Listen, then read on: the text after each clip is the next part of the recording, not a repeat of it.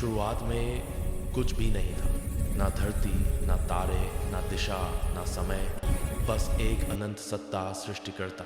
उनकी श्वास से प्रकाश पैदा हुआ, उनके इशारे से स्वर्ग की पहली तरंगें अस्तित्व में आईं और उसी प्रकाश से जन्म हुआ एक अद्भुत अस्तित्व का, एक ऐसा प्राणी जिसे स्वयं परमेश्वर ने अपने हाथों से तराशा, लूसीफर, भोर का रत्न, संगीत का अवतार।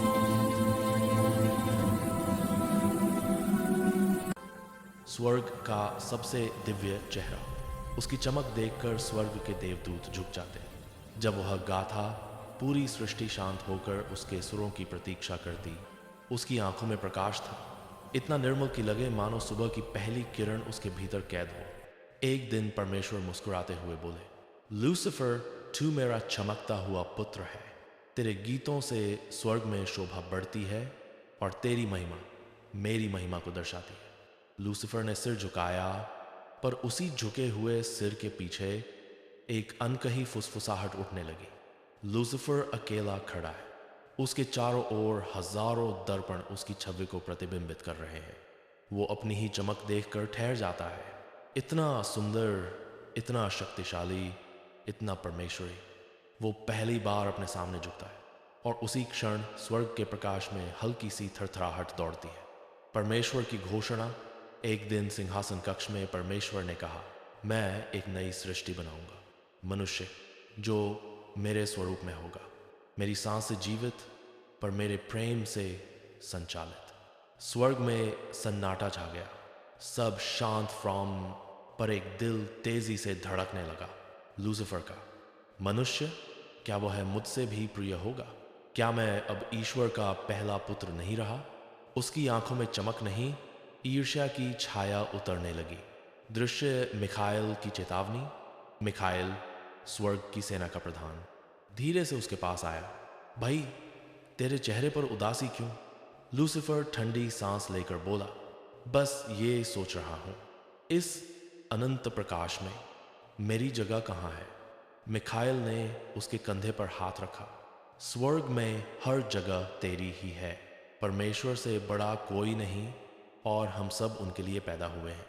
लूसीफर ने कुछ नहीं कहा। उसके भीतर एक तूफान आकार ले रहा था, विद्रोह की शुरुआत। धीरे धीरे उसने स्वर्ग दूतों के कान भरने शुरू किए।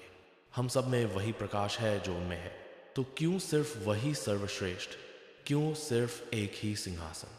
कुछ देवदूत उसके शब्दों में तर्क देखते, कुछ डरते, कुछ चुपचाप उसकी आग से प्रभावित हो जाते। एक दिन उसने ऊंची चट्टान से स्वर्ग को देखते हुए कहा, मैं तारों के ऊपर अपना आसन बनाऊंगा, मैं सर्वोच्च बनूंगा, मैं ईश्वर से भी महान बनूंगा। उसके पंख चमके, पर उस चमक में अब दिव्यता नहीं, लाल आग की झलक थी। आकाश में पहली बार गर्जना हुई।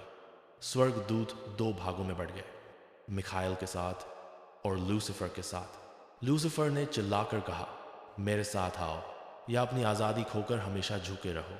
मिखाइल तलवार खींचता है, उसके चेहरे पर गम है, गुस्सा नहीं। लूसीफर, ये तेरा रास्ता नहीं, वापस लौट आ, ये मार्ग विनाश की ओर जाता है। लूसीफर हंस पड़ा, मैं अब नहीं झुकूंगा, आज से मैं स्वयं अपना प्रभु हूं। युद्ध शुरू हो गया। स्वर्ग की हवा लाल हो गई, देवदूतों के पंख झुलसने लगे। लूसीफर की शक्ति बढ़ती जा रही थी। उसका गर्व अब पागलपन में बदल चुका था। अचानक पूरा स्वर्ग थम गया। एक अद्भुत प्रकाश सिंहासन से फूटा। परमेश्वर की आवाज स्वर्ग की नींव हिलाती है, लूसीफर, तुझे मैंने बनाया, तुझे भोर का तारा कहा, पर तूने गर्व किया और गर्व ने तुझे गिरा दिया। लूसीफर चीखा, मैं नहीं झुकूंगा। उनके इशारे से स्वर्ग का प्रकाश आग में बदल गया और लूसीफर अपने अनुयायियों के साथ आकाशीय गहराइयों में फेंक दिया गया। वो गिरते गिरते चिल्लाता रहा, मैं लौटूंगा, मैं मनुष्य को भटकाऊंगा, मैं तेरा विरोध बनूंगा। उसकी चमक बुझने लगी और वह परिवर्तित हो गया। लूसीफर से शैतान, प्रकाश से अंधकार। स्वर्ग में फिर शांति लौट आई, लेकिन जानते थे ये शांति अंतिम नहीं, क्योंकि जहां भी गर्व जन्म लेता है उसका अंत हमेशा पतन में होता है। और यही लूसीफर की कहानी है। प्रकाश से गर्व तक, गर्व से विद्रोह तक, और विद्रोह से अनंत अंधकार तक